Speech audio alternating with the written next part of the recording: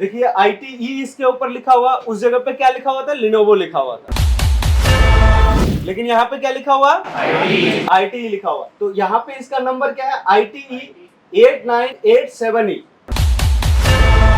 है लिखा हुआ। तो इस नंबर के जरिए आप यह पता कर सकते हैं कि कौन सा आईओ प्रोग्रामेबल है और कौन सा आईओ नॉन प्रोग्राम।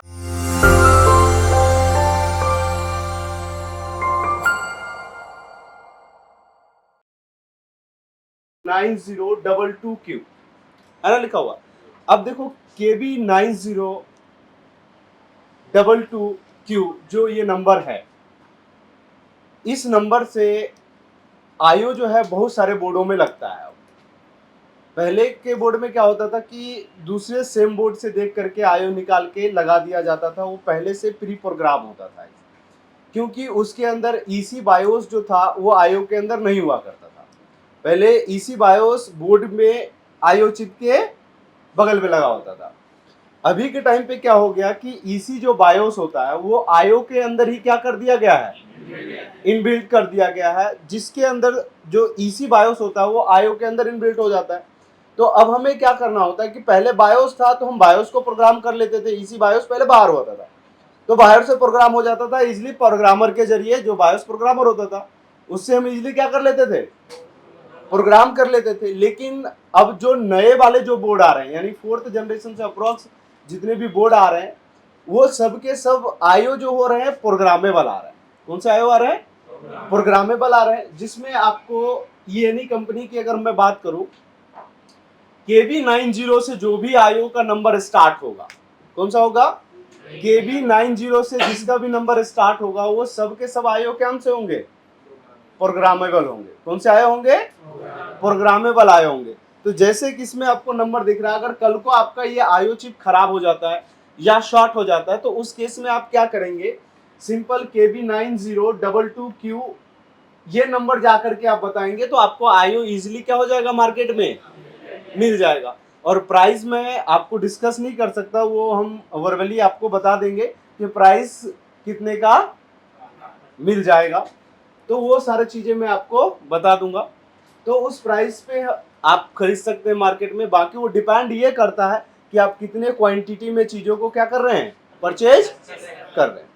तो इसमें तो ये नंबर है जैसे कि हमने देखा। और यहाँ पे एक और बोर्ड का मैं दिखाता हूँ, यहाँ पे नंबर, जैसे कि चलो दूसरा बोर्ड का पहले देख लेते हैं। एक तो जैसे कि ये आईओ दिख रहा है आपको और इसका नंबर हमें नहीं दिख रहा है, तो इसके नंबर देखने के लिए हम उसी चीज का इस्तेमाल करेंगे।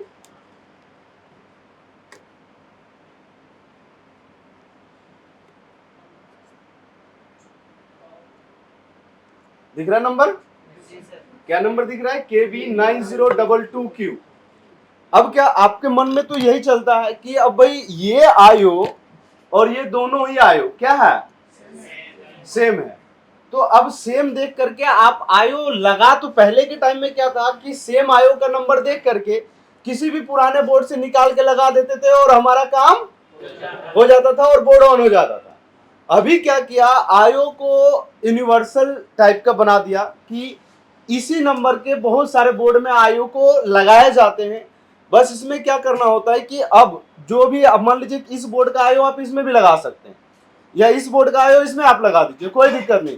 लेकिन आपको क्या करना होगा, जिस बोर्ड में आपने आईओ को लगाया है उसके अकॉर्डिंग उस बोर्ड का उसमें ईसी फाइल क्या करना होगा, आपको प्रोग्राम करना होगा। फिर उसी बोर्ड के लिए वो आईओ क्या करेगा, काम करना स्टार्ट कर देगा आपका। इतना क्लियर है। तो इस तरीके से आप चीजों को क्या कर सकते हैं, रिप्रोग्राम कर सकते हैं। दूसरा देखते हैं कि और भी बोर्ड है हमारे पास। अब इसमें ENE कंपनी में तो आपको समझ में आ गया। अभी मैं IT के ऊपर चलते हैं। अब यहां पर देखेंगे आप तो इसमें देखो लिनोवो लिखा हुआ है। क्या लिखा हुआ है, लिनोवो लिखा। लिनोवो कोई आईओ नहीं बनाता है, लिनोवो आईओ नहीं बनाता, ये लिनोवो के बोर्ड में लगा हुआ है। बस उसमें जब इस कंपनी के साथ में आईओ लगा होता है तो वो अपने लिनोवो दे दिया। बट लेकिन ये आईओ जो है वो कौन सी कंपनी का है, फिर कैसे पता करोगे अगर ऐसा नाम आ जाए तो। तो देखिए आयो का नंबर इसके अंदर से क्या स्टार्ट हो रहा है, IT 8586E लिखा हुआ है ना, तो यानी ये आयो जो है IT लिखा हुआ था, यानी ITE का है। बस ये नाम लिख दिया इस पे लिनोवो, लेकिन है ये आयो किस चीज का, ITE का आयो है। समझ में आया? तो ITE 8586 आयो निकाल करके किसी भी बोर्ड से निकाल के आप क्या कर सकते हैं, लगा करके उसमें प्रोग्राम कर सकते हैं आप। अब जैसे देखिए इस बोर्ड में दिखाता हूं मैं आपको। अब इस बोर्ड में भी देखेंगे कि अब जिसपे ओनली ITE लिखा हुआ है, जिसपे क्या लिखा होगा, ITE लिखा होगा, तो कई बार आपको ऐसा लगता है ना कि यार ये तो लिनोवो कंपनी आयो बनाने लग गई है ना, तो ऐसा है नहीं। तो अभी मैं दिखाता हूं आपको, इसका नंबर देखेंगे आप, ये नंबर दिख रहा है आपको, देखिए ITE इसके ऊपर लिखा हुआ, उस जगह पे क्या लिखा हुआ था, लिनोवो लिखा हुआ था, लेकिन यहाँ पे क्या लिखा हुआ, ITE लिखा हुआ। तो यहाँ पे इसका नंबर क्या है, ITE 8987E है लिखा हुआ। तो इस नंबर के जरिए आप यह पता कर सकते हैं कि कौन सा आईओ प्रोग्रामेबल है और कौन सा आईओ नॉन प्रोग्रामेबल है। बाकी मैं आपको दिखाता हूं कि जिससे कि आप कैसे पता कर पाएंगे कि कौन सा आईओ प्रोग्रामेबल है और कौन सा आईओ नॉन प्रोग्रामेबल। आपको पहले नंबर देखना आ गया आप सभी को क्लियर। अब मैं आपसे पूछूंगा कि कौन सा आईओ प्रोग्रामेबल है और कौन सा नॉन प्रोग्रामेबल है, तो देखेंगे। अब मैं आपको दिखा देता हूं कि कैसे आप पता करेंगे कि आईओ प्रोग्रामेबल है या नॉन प्रोग्रामेबल। तो बहुत सिंपल तरीका है। अब देखेंगे कि सिंपल तरीके से जो भी हमारे बोर्ड में जो आईओ है, अभी देखिए यहाँ पे क्या लिखा हुआ है, प्रोग्रामेबल आईओ चिप, यानी इस नंबर में जो मैंने आपको लिखा है कि यानी यहाँ से जो भी आईओ हमने लिखा है वो प्रोग्रामेबल आईओ का नाम लिखा है। किसका नाम लिखा है, प्रोग्रामेबल आईओ का नाम लिखा है, जिसमें लिखा हुआ है प्रोग्रामेबल आईओ चिप। जैसे अगर पहले हम कंपनी की बात करें तो ईएनई कंपनी, कौन सी कंपनी, ईएनई कंपनी। तो ईएनई कंपनी का जो आईओ है जिसमें KB 9010 लिखा है, तो यानी वो आईओ कौन सा है, प्रोग्रामेबल है। और इसमें फाइल कितने केबी की डलेगी, 128 केबी की फाइल डलेगी। क्लियर है, वेरी गुड। इसी तरीके से अब यहाँ देखिए दूसरा ENE KB 9012 प्रोग्रामेबल, कितने फाइल डलेगी, वेरी गुड। अब इसी प्रकार अब यहाँ पर देखेंगे 16 है, 18 है और 22। अब यहाँ से बात करेंगे ENE कंपनी KB 9022, तो ये आईओ आप लोगों ने देखा था ना, तो ये आईओ प्रोग्रामेबल है या नॉन प्रोग्रामेबल, यानी इसे हमें क्या करना होगा, वेरी गुड। अब इसी तरीके से ये आईओ देखोगे KB 9028QC, ये आईओ भी क्या है हमारा, प्रोग्रामेबल। अब इसी तरीके से अब इस आईओ को देखेंगे, जो लिस्ट आप देख पा रहे हो, इस लिस्ट में से जो आईओ पे ये नंबर मैच करेगा वो यानी आईओ कौन सा होगा, प्रोग्रामेबल होगा। जैसे कि इस तरीके से हम इस आईओ को अगर देखते हैं अभी, तो ये आईओ से हमें यह पता चल जाएगा कि ये प्रोग्रामेबल है या नॉन प्रोग्रामेबल है। अब यहां से इस नंबर को, जो नंबर हमने देखा है उस नंबर के साथ अगर ये मैच करता है तो ये आईओ कौन सा होगा, हमारा प्रोग्रामेबल है। अब इसमें देखो नंबर नाम क्या है इसमें, KB 9022, ये आईओ कौन सा होगा, हमारा प्रोग्रामेबल होगा।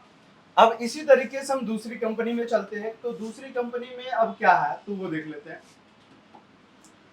अब हम चलते हैं ITE की ओर, किसकी ओर, ITE की ओर। तो उससे हमें यह पता चलेगा, देखिए अब दूसरा नंबर ITE दिख रहा है, ITE में क्या है कि 8380, ये कौन सा आईओ है, प्रोग्रामेबल। 8380 ये भी क्या है, प्रोग्रामेबल। 8386 ये आईओ कौन सा है, प्रोग्रामेबल है। यानी इसमें से ये सारा नंबर आप लोगों ने देख लिया। अभी मैं एक आईओ दिखाऊंगा आपको और उसे देख करके आपको यह बताना है कि वो आईओ प्रोग्रामेबल है या नॉन प्रोग्रामेबल है। देख लिया आपने ये सारा नंबर। अभी मैं इस आईओ को दिखाता हूं और उसको देख करके आप बताइएगा। अब जैसे इस आईओ का नंबर लिखा हुआ है IT 8987, ये प्रोग्रामेबल है, 8987।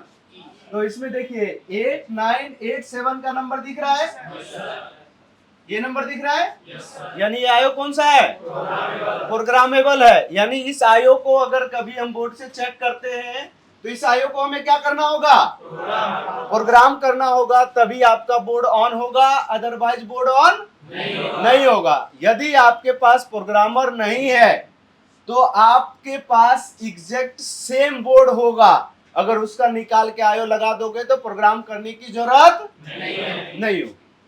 इतना क्लियर, वेरी गुड। अब इसी प्रकार ये नंबर हमने देखा और जिससे हमें यह पता चला कि कौन सा आयो प्रोग्रामेबल है और कौन सा आयो नॉन प्रोग्रामेबल है।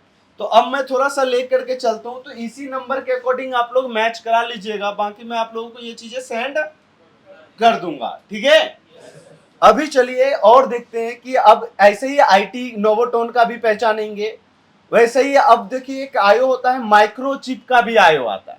किसका आता है, माइक्रोचिप का। माइक्रोचिप का जो आयो होता है ना, वो उस बोर्ड में होता है जो कमर्शियल लैपटॉप आते हैं ना, उसमें माइक्रोचिप का और एसएमएससी का सबसे ज्यादा देखने को मिलता है।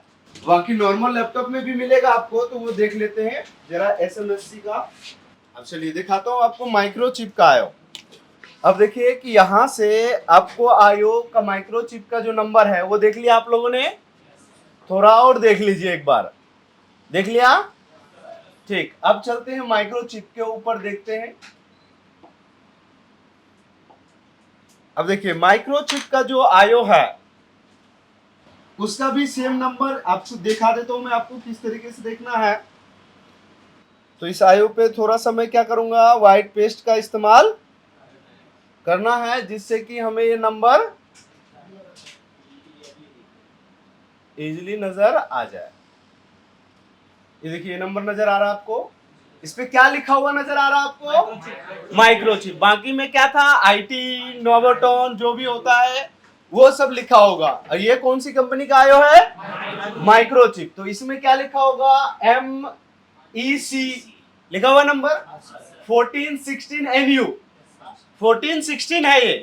तो ये आयो प्रोग्रामेबल होगा या नॉन प्रोग्रामेबल, प्रोग्रामेबल होगा। ये कौन सा होगा, प्रोग्रामेबल होगा। चलिए देखते हैं कि 1416 जो आयो है वो प्रोग्रामेबल है या नॉन प्रोग्रामेबल है। तो चलिए देखते हैं यहां से।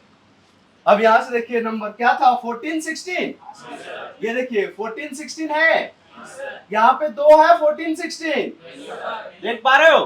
तो इसमें NU और एक है SZ, तो हमारा कौन सा है, NU है। तो ये वाला और ये वाला, ये दोनों आयो अलग हैं। कई बार क्या होता है, केवल ये नंबर आप देख करके ले लोगे, लगा तो दोगे, लेकिन काम नहीं चलेगा आपका, ठीक है। तो ये चीजें आप देख लेंगे इसमें। और ये 14 सीरीज का टोटल के टोटल आयो है 14 का, देख रहे हो। ये टोटल के टोटल आयो जो है इसमें कौन सा है, 14 सीरीज का है, ठीक है। अब इसी में से देखिए मैंने और भी चीजें यहां पे लिखा है, इसको मैं थोड़ा सा साइज बढ़ा देता हूं। अभी क्लियर नजर आ रहा है। नॉन प्रोग्रामेबल आयो चिप, यानी जो आयो प्रोग्रामेबल नहीं होता है। जैसे इसमें लिखा है नॉन प्रोग्रामेबल में आईटी, देख रहे हो आप, आईटी का भी कुछ लिस्ट है जो नॉन प्रोग्रामेबल है, और कुछ ENE का भी है यहाँ पर, देख पा रहे हो आप। देखो प्रोग्रामर में किसी में भी 90 से स्टार्ट है नंबर, है किसी में 90 से नहीं है। 90 से किस में स्टार्ट होगा, जो आयो प्रोग्रामेबल होगा उसी में। चलिए एक नंबर मैं आपको दिखाता हूं, उसमें देख करके बताइए वो आयो प्रोग्रामेबल है या नॉन प्रोग्रामेबल है। इसका नंबर क्या है, KB3930QF। प्रोग्रामेबल है या नॉन प्रोग्रामेबल, नॉन प्रोग्रामेबल है, यानी यह आयो जो है वो नॉन प्रोग्रामेबल है। अगर इस आयो, अगर ये बोर्ड में ये आयो खराब हो जाता है तो इस आयो को केवल क्या करना है, मार्केट से खरीदना है और रिप्लेस कर देना है, और आपका काम क्या हो जाएगा, हो जाएगा आपका, ठीक है। तो ये प्रोग्रामेबल नहीं है। क्लियर है इतना। अब इजिली आप पहचान लेंगे कि कौन सा आईओ प्रोग्रामेबल है और कौन सा आईओ नॉन प्रोग्रामेबल। इतना क्लियर है? अब देखिए कि आईओ को प्रोग्राम करने के लिए आपके पास आईओ प्रोग्रामर डिवाइस होना चाहिए। सबसे पहला क्या होना चाहिए? आईओ प्रोग्रामर डिवाइस होना चाहिए। जो आईओ प्रोग्रामर के लिए मैं डिवाइस यूज करने वाला हूं वो मैं यूज करने वाला हूं इनिट का। किसका यूज करने वाला हूं? इनिट का जो है वो हमारा SIO प्रोग्रामेबल है, टर्बो एडिशन। ठीक है, कौन सी कंपनी का है? इनिट का, इनिटी टर्बो एडिशन। अब इस प्रोग्रामर के जरिए मैं क्या करने वाला हूं? आईओ को प्रोग्राम करने वाला हूं, जिसमें आपको आईओ को प्रोग्राम करने के लिए उसके अंदर क्या क्या चीजें हमें करना पड़ता है उस चीजों को हमें देखेंगे। ठीक है, जब आईओ प्रोग्रामर आप खरीदेंगे तो उसके अंदर से क्या क्या मिलेगा? तो एक आईओ प्रोग्रामर डिवाइस मिलेगा आपको, जो ये आईओ प्रोग्रामर डिवाइस है, और उसके साथ ये कुछ FFC केबल आपको मिलेंगे। क्या मिलेंगे? FFC केबल मिलेंगे, जो इसके कीबोर्ड टाइप के यहाँ पे कनेक्टर बने होंगे।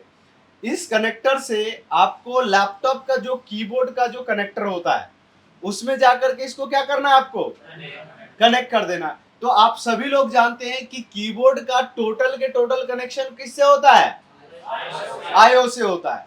तो जाहिर सी बात है कि उसमें आपका EC बायोस का भी पिन उसी के साथ में होता है, तो उससे प्रोग्राम आपका हो जाएगा। ये क्लियर? उसके साथ फिर आपको एक चीज और मिलेगा, ये कुछ जंपर सेटिंग मिलता है जो हमें करना पड़ता है आईओ प्रोग्राम करते समय। ठीक है, और यहां पे मैं इसी चीज का क्या करने वाला हूं? इस्तेमाल करने वाला हूं। तो सबसे पहले एक बोर्ड ले लेते हैं जो आईओ जिसमें प्रोग्रामेबल है। अब देखो जैसे ये बोर्ड है, ठीक है, तो पहले इसका आईओ देखिए प्रोग्रामेबल है या नॉन प्रोग्रामेबल, आप लोग भी देख लीजिए, मुझे तो पता है और आप भी देख लीजिए। इसका नंबर क्या है? 9022। तो ये कौन सा है? प्रोग्रामेबल है ना। अब देखो प्रोग्राम करने के लिए हमें करना क्या होगा, तो यहाँ पर देखिए एक कीबोर्ड का कनेक्टर है, दिख रहा है आपको? ये कीबोर्ड का कनेक्टर होता है। अभी मैं इसमें प्रोग्राम आपको करके दिखाऊंगा कि किस तरीके से आईओ को प्रोग्राम करना है। तो साथ के साथ आप लोग लिखेंगे how to program IO chip, how to program IO chip. तो इसके अंदर सबसे पहला लिखेंगे रिक्वायरमेंट के अंदर, रिक्वायरमेंट में नंबर 1 पे सबसे पहला आप देखिए आईओ को हमें प्रोग्राम करने के लिए क्या क्या चीजें ओके होना चाहिए। अब ऐसा नहीं है कि बोर्ड पूरी तरीके से डेड है और उसमें आप आईओ प्रोग्राम कर रहे हो तो भी नहीं होगा प्रोग्राम। आईओ को प्रोग्राम करने के लिए बोर्ड में कुछ सेक्शन का ओके होना जरूरी होता है। जैसा पहला नंबर 1 वोल्टेज सेक्शन तो ओके होना चाहिए, क्योंकि वोल्टेज सेक्शन जब तक ओके नहीं होगा तब तक स्टेप डाउन काम नहीं करेगा। और आईओ को VCC कौन प्रोवाइड करता है? LDO voltage. तो स्टेप डाउन का ओके होना क्या है? जरूरी है। तो स्टेप डाउन के जरिए उसको VCC मिलना क्या है? जरूरी है। वो मिलेगा तभी आप आईओ को क्या कर पाएंगे? प्रोग्राम कर पाएंगे। तो वो वोल्टेज ओके होना जरूरी है। अगर LDO नहीं बनता है आपके बोर्ड में तो उस आईओ को आप कितना भी प्रोग्राम करेंगे तो प्रोग्राम नहीं होगा, क्योंकि LDO को आउट करने के लिए आईओ की रिक्वायरमेंट नहीं होता है। बिना आईओ के भी तो LDO आउट हो सकता है ना। और ऑलवेज बनने के लिए क्या चाहिए होता है? इनेबल चाहिए होता है, वो आईओ से चाहिए होता है। तो चलिए ऑलवेज नहीं भी बनेगा तो चलेगा, लेकिन LDO बनना क्या है? जरूरी है आपके पास। क्लियर? अब पहला नंबर 1 तो आपके पास क्या होना चाहिए? एक मदरबोर्ड होना चाहिए आपके पास, जो प्रोग्राम करोगे आप, जो आपका खराब बोर्ड होगा जिसके अंदर आईओ आप रिप्लेस करोगे, एक बोर्ड होना चाहिए। दूसरा नंबर में आपके आईओ प्रोग्रामर डिवाइस होना चाहिए।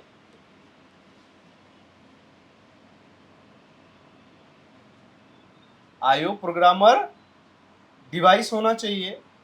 दूसरा नंबर EC बायोस फाइल होना चाहिए, EC बायोस फाइल होना चाहिए आपके पास। ठीक है, और जो भी आईओ प्रोग्रामर आपके पास होगा उसका क्या होना चाहिए, एक सॉफ्टवेयर होना चाहिए आपके पास, जिसके जरिए आप क्या कर पाओगे, प्रोग्राम कर पाओगे।